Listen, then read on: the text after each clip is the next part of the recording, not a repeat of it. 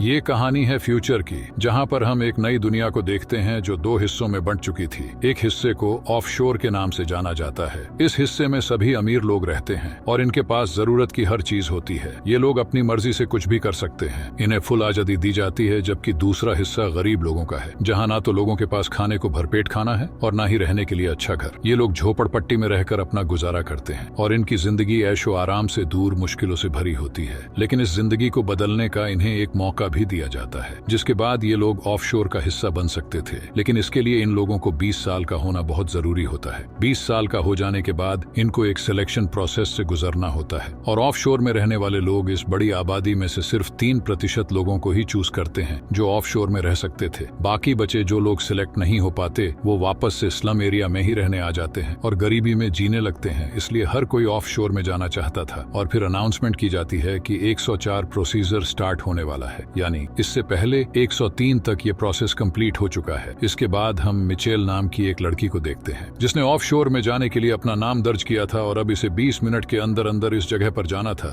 जहां ऑफशोर का selection test शुरू होने वाला था। 20 साल के रजिस्टर किए हुए सभी लोग उस लोकेशन पर पहुंचने लगते हैं। इन सभी लोगों के कान के पीछे खास तरह का डिवाइस लगा होता है जिसमें लाल रंग की रोशनी चमकती है। ये एक तरह का एंट्री पास होता है ताकि जिन भी लोगों ने इस टेस्ट के लिए रजिस्टर किया है उनकी पहचान आसानी से की जा सके और ये डिवाइस इन्हें ऑफशोर की तरफ से ही सिर्फ रजिस्ट्रेशन के बाद दी जाती है। इसके बाद मिशेल अपने दोस्त के साथ टेस्ट वाली लोकेशन पर पहुंच जाती है और थोड़ी देर बाद इनके सामने चीफ आता है और सबको बताता है कि ये सिलेक्शन बहुत ही ईमानदारी से होगा, किसी के साथ कोई भी धोखाधड़ी नहीं होगी और इसी के साथ इस सिलेक्शन और ऑफशोर के लाइफ की इंपॉर्टेंस भी बताता है कि तुम सब में से सिर्फ 3% लोग ऑफशोर में जाएंगे। स्पीच खत्म होने के बाद चीफ के पास एक लेडी आती है जो कि एक नई एम्प्लॉई थी। ये लेडी चीफ को बताती है कि मैं यहाँ तुम्हारा काम चेक करने आई हूँ और मुझे यहाँ अथॉरिटीज की तरफ से यहाँ भेजा गया है ताकि मैं तुम्हारी गलतियों को पकड़ सकूं। चीफ को बिल्कुल भी पसंद नहीं था कि कोई उसके काम में इंटरफियर करे, लेकिन हेड अथॉरिटीज की बात वो टाल भी नहीं सकता था, इसलिए वो इस लेडी से कुछ नहीं कहता। इसके बाद इंटरव्यू का टाइम शुरू होता है जहाँ कई लोगों को रिजेक्ट कर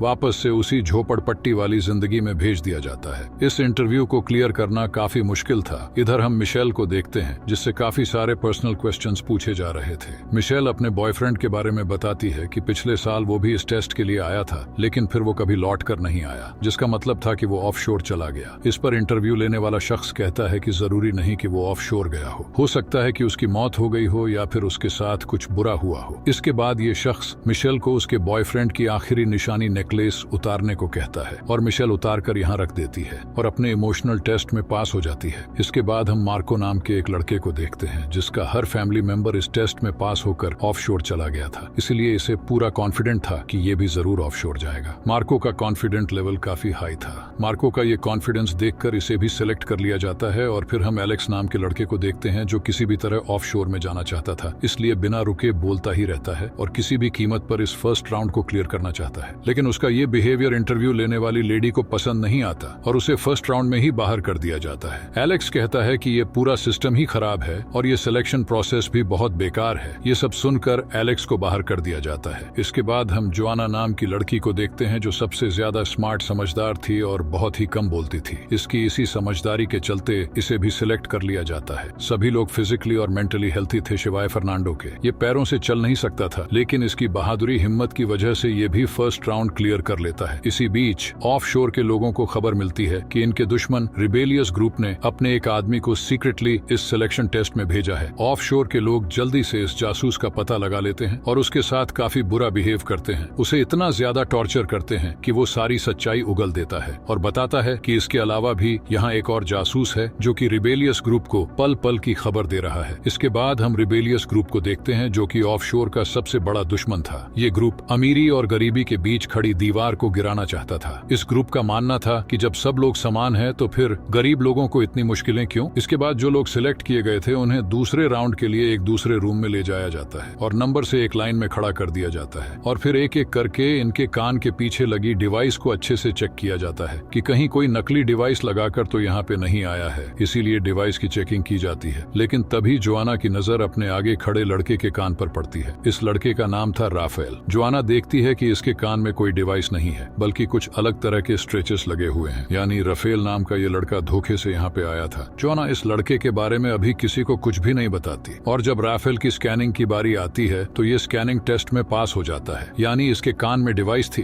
ये सब देखकर जुआना का शक और ज्यादा बढ़ जाता है। इसके बाद इन सभी सिलेक्ट हुए लोगों को एक दूसरे कमरे में भेजा जाता है, जहाँ टेबल पर बहुत सारे ब्लॉक्स रखे हुए थे। इन ब्लॉक्स की मदद से इन लोगों को 9 क्यूब बनाने थे और इसके लिए इन्हें टाइम दिया जाता है, सिर्फ 10 मिनट। टाइम शुरू हो जाता है और सब लोग जल्दी जल्दी क्यूब बनाने लग जाते हैं, लेकिन फर्नांडो फिजिकली अनस्टेबल होने की वजह से ब्लॉक्स तक नहीं पहुंच पा रहा था। ये देखकर मिशेल इसकी मदद करती है और इसे कई ब्लॉक्स दे देती है, जिससे फर्नांडो भी क्यूब बनाने लग जाता है। टाइम खत्म होने वाला होता है, लेकिन अभी तक मिशेल ने सिर्फ 8 क्यूब ही बनाए होते हैं। ये देखकर फर्नांडो मिशेल के लिए क्यूब बना देता है और उसके 9 कंप्लीट हो जाते हैं। राफेल का भी एक क्यूब कम था, इसलिए ये पूरा करने के लिए एक क्यूब अपने पार्टिसिपेट का चुरा लेता है और सेकंड राउंड में भी राफेल पास हो जाता है। हालांकि ये राउंड उसने चीटिंग से जीता था, लेकिन फिर भी इसे पास कर दिया जाता है। लेकिन बाकी के लोग राफेल को बहुत क्रिटिसाइज करते हैं और इसे बुरी तरह से मारते भी हैं, जिससे राफेल को काफी चोट आती है। ये देखकर सबको अपनी गलती का एहसास भी हो जाता है, लेकिन जोआना उससे सिंपैथी नहीं जताती, बल्कि राफेल के पास आकर कहती है कि तुम्हें मेरी मदद करनी पड़ेगी, वरना मैं अथॉरिटीज को तुम्हारा सच बता दूंगी कि तुम यहाँ धोखे से आए हो। इधर हम नई एम्प्लॉई को देखते हैं जो कि चीफ के काम को चेक करने आती है। ये किसी भी तरह से चीफ के काम में कमी निकालकर उसे इस पोस्ट से निकालना चाहती थी, ताकि वो इस पोस्ट को हासिल कर सके। दूसरी तरफ हम मिशेल और उसके दोस्त को देखते हैं, जिन पर ऑफशोर के एक एम्प्लॉई को शक हो गया था। इसीलिए ये इन्हें चेक करने के लिए अपने साथ ले जाती है और कहती है कि तुम दोनों में से कौन रिबेलियस ग्रुप के साथ है। अगर किसी ने एक्सेप्ट नहीं किया तो दोनों मारी जाओगी। जब ये एम्प्लॉई रूम से बाहर जाती है तो मिशेल अपने दोस्त से कहती है कि हमें इसे मारना होगा। इसलिए जब एम्प्लॉई आती है तो मिशेल की दोस्त उस पर अटैक कर देती है, लेकिन मिशेल खुद ऐसा नहीं करती, क्योंकि वो अपनी दोस्त को फंसाकर खुद बचना चाहती थी। मिशेल ही रिबेलियस ग्रुप की मेंबर थी। इसकी दोस्त मारी जाती है और मिशेल अगले राउंड में चली जाती है। यहाँ पर हमें पता चलता है कि पिछले साल यहाँ उसका बॉयफ्रेंड नहीं बल्कि भाई आया था। अब वो उससे ही मिलने के लिए यहाँ आई है और साथ ही गरीबी अमीरी का भी फर्क मिटाना चाहती है। इसके बाद हम फर्नांडो को देखते हैं, जहाँ हमें इसके पास्ट के बारे में पता चलता है। फर्नांडो के पैरों में बचपन से ही प्रॉब्लम थी और इसके डैड ने इसका शुरू से बहुत ध्यान रखा। फर्नांडो के फादर ने ही इसे ये यकीन दिलाया था कि तुम टेस्ट को पास कर सकते हो और फिर जब तुम ऑफशोर जाओगे तो तुम्हारा इलाज हो जाए, तुम अपने पैरों पर खड़े हो सकोगे और एक अच्छी जिंदगी भी तुम्हें मिल जाएगी। इसके बाद फर्नांडो का फिजिकल टेस्ट किया जाता है। डॉक्टर इसके पैरों को टेस्ट करने के लिए सुई चुभोती है, जो कि फर्नांडो को फील होती है। आज फर्नांडो को पहली बार दर्द महसूस हो रहा था। डॉक्टर कहती कि अगर तुमने सारे राउंड्स पास कर लिए और तुम ऑफशोर के लिए सिलेक्ट हो गए तो ऑफशोर में तुम्हारे पैरों का इलाज हो सकता है, तुम चल सकते हो। अब इन सबको अगले राउंड के लिए एक रूम में भेज दिया जाता है। जब ये लोग इस रूम में पहुंचते हैं तो इन्हें एक टेबल रखी हुई दिखती है, जिसके ऊपर 4 पुतले रखे थे और चारों के ही चेहरे पर अलग अलग तरह के एक्सप्रेशंस थे। हर किसी ने अपनी कंडीशन के अकॉर्डिंग अलग अलग एक्सप्रेशन के साथ चेहरा बनाया हुआ था। इन सभी लोगों को ये टेस्ट दिया जाता है कि ये इन चारों पुतलों के एक्सप्रेशंस को देखकर उनकी कंडीशन के बारे में बताएं कि इन्होंने किस लिए ऐसे चेहरे बनाए हुए हैं, पास्ट में इनके साथ क्या हुआ। अब सब लोग एक्सप्रेशंस की मदद से अपने अपने तरीके से कहानी बनाने लगते हैं, अपने अपने आइडियाज देते हैं। फर्नांडो पहले अच्छे से एक लड़की के पुतले को देखता है और फिर बताता है कि इस लड़की को जहर दिया गया है क्योंकि ये अपने हस्बैंड के साथ इस घर में मेहमान थी। दरअसल इस औरत का रिलेशन इसके पास रखे आदमी के साथ था, जिसके घर में ये मेहमान बनकर आई थी। लेकिन इस आदमी की बीवी को इनके अफेयर के बारे में पता चल गया और उसने इस औरत को जहर दे दिया। तभी लेडी शॉकिंग एक्सप्रेशन से अपने बॉयफ्रेंड की तरफ देख रही है। फर्नांडो की ये कहानी सुनकर सब लोग बहुत खुश होते हैं क्योंकि इन्हें ये कहानी काफी पसंद आई थी। लेकिन राफेल इस कहानी को बेकार बताता है और फिर अपनी एक नई कहानी पेश करता है, जिसपे राफेल कहता है कि इस लेडी को सिल्वर की चीजों से एलर्जी है, इसीलिए सभी पुतलों ने सिल्वर की चीजें पहनी हुई है, लेकिन इस लेडी ने कांच की अंगूठी और लकड़ी का नेकलेस पहना हुआ है। ये लेडी दूसरे आदमी को इसलिए देख रही है क्योंकि वो एक डॉक्टर है, वो उससे मदद मांग रही है। ड्रॉर में जब ये लोग चेक करते हैं तो वहाँ ह्यूमन बॉडी के डायग्राम रखे होते हैं, यानी ये आदमी सच में डॉक्टर था। लेकिन राफेल ने जो कहानी बताई थी वो लेडी के एक्सप्रेशन से मैच नहीं हो रही थी। इसी सवाल का जवाब राफेल नहीं दे पाता। तभी जोआना, जो सबसे समझदार थी, वो कहती है कि ये लेडी अंधी है, इसलिए इसके चेहरे पर कोई एक्सप्रेशन नहीं है। और जब ये इस लेडी के ड्रॉर को चेक करती है तो इन्हें ब्लाइंड्स की बुक भी मिलती है, यानी जोआना की कहानी ठीक थी। इस तरह ये लोग इस राउंड को भी पास कर लेते हैं। चीफ भी ये सब देख रहा होता है और फिर नई लेडी एम्प्लॉय से कहता है कि तुम इन सब पर ध्यान रखना, मैं अभी थोड़ी देर के लिए किसी काम से जा रहा हूँ। ये लेडी एम्प्लॉय चीफ पर नजर रखती है और देखती है कि चीफ स्लम एरिया में कपड़े बदल कर जा रहा है। चीफ भी कैमरा की ग्रीन लाइट देखकर पता कर लेता है कि एम्प्लॉय उस पर नजर रख रही है, लेकिन एम्प्लॉय चीफ के खिलाफ कोई सबूत पेश नहीं कर पाती। इसके बाद इन्हें एक रूम में ले जाया जाता है जहां इन्हें 6 कॉइन्स दिए जाते हैं, जो कि ये लोग साथ होते हैं, जिसका मतलब था इन लोगों को एक को एलिमिनेट करना था। लेकिन ये किसको करेंगे इन्हें समझ नहीं आता। राफेल कहता है कि मेरे पास एक कॉइन है, मैं बाहर जा सकता हूँ, लेकिन जिसके पास कॉइन नहीं है वो राफेल पर अटैक कर देता है और दोनों में लड़ाई होने लगती है। लेकिन तभी ये लड़का वोट करने को कहता है। सभी लोग राफेल के खिलाफ वोट करते हैं, लेकिन मिशेल कहती है कि जोना को बाहर निकाल दो क्योंकि वो समझदार थी और मिशेल के प्लान को ना कामयाब कर सकती थी। ये सुन जोना राफेल की तरफ देखती है। जोना को राफेल की सच्चाई पता थी, इसीलिए राफेल जोना की साइड लेता है और फर्नांडो को बाहर निकालने को कहता है क्योंकि ये फिजिकली ठीक नहीं था। लेकिन फर्नांडो कहता है कि मैं ऑफशोर में ठीक हो सकता हूँ। इसके बाद ये लोग रिबन से एक शख्स को एलिमिनेट करने का डिसाइड करते हैं और कहते हैं कि जिसके पास सबसे छोटा रिबन आएगा वो बाहर जाएगा और सबसे छोटा रिबन जोना के पास आता है। लेकिन रूम से जाते वक्त जोना एक शख्स का कॉइन चुरा लेती है और जीत जाती है और ये मूवी यही खत्म हो जाती है।